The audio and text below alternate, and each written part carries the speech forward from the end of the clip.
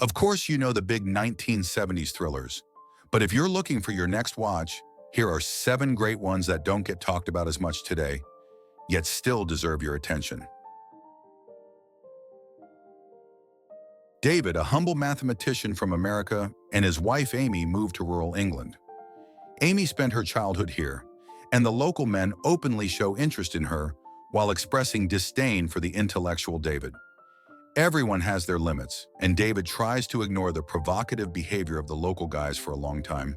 But one night things go too far, and the mild-mannered mathematician is forced to abandon his beliefs, forget pacifism, and defend his home and family by resorting to violence. Sam Peckinpah masterfully builds tension, slowly shaking the small world of the main characters, creating an atmosphere of dread before delivering the climactic judgment night where the true foundation of the film is revealed.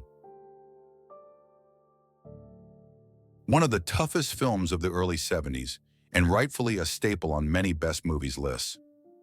4 friends embark on a canoe trip down a river, planning nothing more than to relax and enjoy the scenic beauty, but their vacation quickly turns into a nightmare when they fall into an ambush by the local inhabitants. It's a great opportunity to watch Burt Reynolds and Jon Voight deliver powerful performances at the peak of their careers. The film is not just a gripping thriller, but also a reflection on man's place in the world and his struggle against the forces of nature. A gang of robbers hits a small-town bank, only to realize they've stolen mafia money. Now they're being hunted not just by the police, but also by ruthless killers. Veteran crime filmmaker Don Siegel had no illusions about human nature, something he made clear back in Dirty Harry. His characters will do whatever it takes to get ahead, and while they're far from role models, Charley Varrick's sheer determination to survive earns the audience's respect. He doesn't kill for pleasure, he kills out of necessity. This moral compromise for survival was all too familiar to 1970s audiences, and Siegel builds his film entirely around it. While working in North Africa, reporter David Locke begins to feel that his life is dull and meaningless.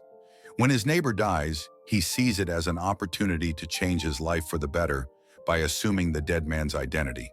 However, living someone else's life turns out to be far more complicated and less exciting than he expected.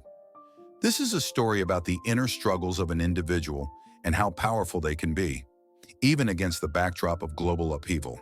In this film, Michelangelo Antonioni masterfully presents life not from a beautiful perspective, but from a much more objective one.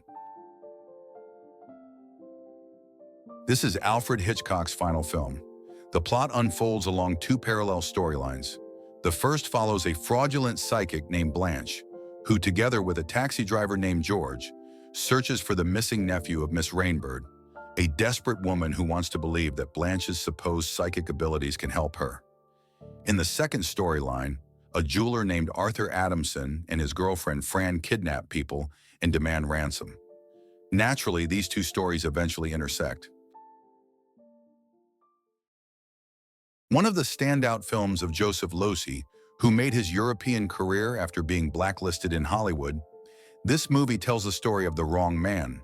It is based on the real-life roundup of Jews that took place in France in 1942. French cinema legend Alain Delon plays an art dealer living in Nazi-occupied Paris. He makes a living by cheating Jews, buying their valuables for pennies on the dollar. The plot takes a dramatic turn when, due to a mix-up during an identity check, the authorities mistakenly believe him to be Jewish and begin to persecute him for it. A Canadian film initially conceived as a purely commercial project, a remake of a Danish film about a double robbery, but surprisingly gripping. An ordinary bank clerk begins to suspect that a man dressed as Santa Claus, walking around the mall where his branch is located, is planning a violent heist. He decides to get involved in the crime. On the fateful day, he stashes cash away from the register, gives the thief only the small bills, and tells the police that the money he hid was also stolen. Naturally, the aggressive psychopath with the gun quickly realizes he's been framed, but the bank clerk isn't going down that easily. He continues to play a double game, making others do his dirty work. Things get even more tangled when 2 women on opposite sides of the barricade enter the picture.